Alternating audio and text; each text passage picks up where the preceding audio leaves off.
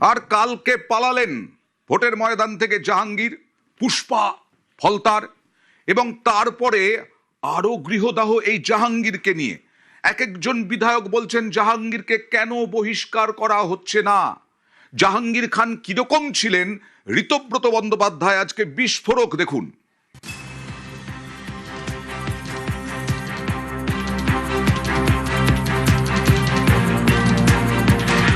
দূর থেকে জাহাঙ্গীরকে দেখে কোনো ক্যাবিনেট পর্যায়ের কেন্দ্রীয় মন্ত্রীর থেকেও বড় কেউ কেটা মনে হতো।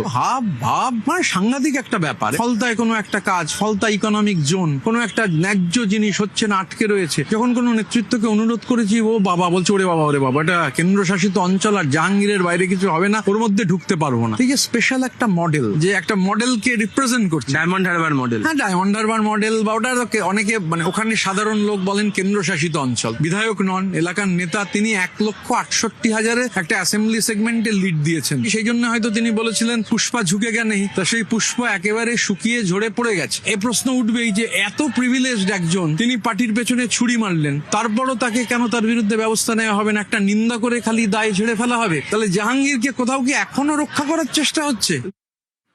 সরাসরি চলে যাব প্রতিনিধি আবিরের কাছে। আবির, এখন এই রকম বিস্ফোরক অভিযোগ করছেন ঋতব্রত বন্দ্যোপাধ্যায়রা, এর আগে কেন বলেননি? একটা কেন্দ্রশাসিত অঞ্চলে ছিলেন, কেন্দ্রশাসিত অঞ্চল গড়ে তুলেছিলেন এই পুষ্পা নিজে। নেতৃত্ব যদি কথা না শুনে থাকেন তাহলে সমালোচনা করেননি কেন তখন?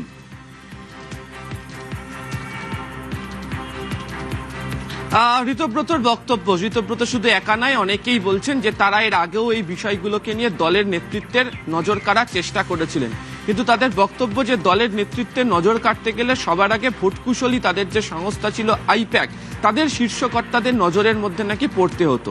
এবং আজকে অনেকেই উল্লেখ করেছেন যে কার্যত তীর্থের কাকের মতো তাদের বসে থাকতে হতো যে কখন আইপ্যাকের শীর্ষকর্তা তাদের সঙ্গে ফোন করে কথা বলবেন।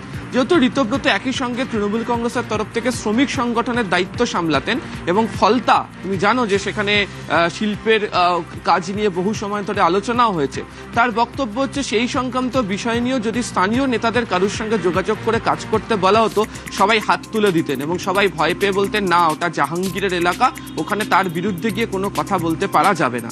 এবং যে কারণেই ঋতব্রত আজকে বলছেন যে কোথাও কি গিয়ে জাহাঙ্গীর নিজেকে কেন্দ্রীয় ক্যাবিনেট মিনিস্টার ভাবতে শুরু করেছিলেন, জায়গাকে কি তিনি কেন্দ্রশাসিত অঞ্চল ভাবতে শুরু করেছিলেন, এবং তিনি যে আচরণ করে বেরিয়েছেন তার আচরণের দায় তাদেরকে, যারা বিধায়করা রয়েছেন, দলের বাকি নেতাকর্মী এখনো যারা রয়েছেন, তাদেরকে কেন সেই দায় বয়ে নিয়ে বেড়াতে হবে? ফলে এক্ষেত্রে দাঁড়িয়ে তার যে ভূমিকা, সেই ভূমিকা শীর্ষ নেতৃত্বের কান পর্যন্ত পৌঁছানোর আগেই আইপ্যাক কিভাবে আটকে দিত সেই প্রসঙ্গ নিয়েও তিনি সরব হয়েছেন।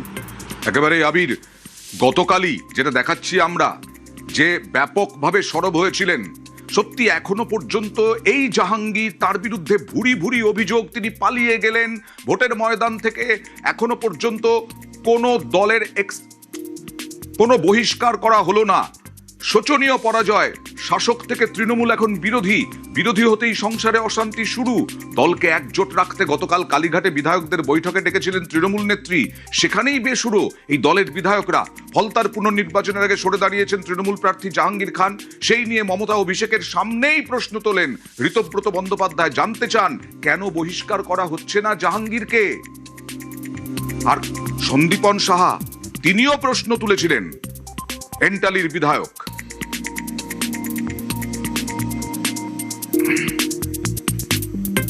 আর আজকেও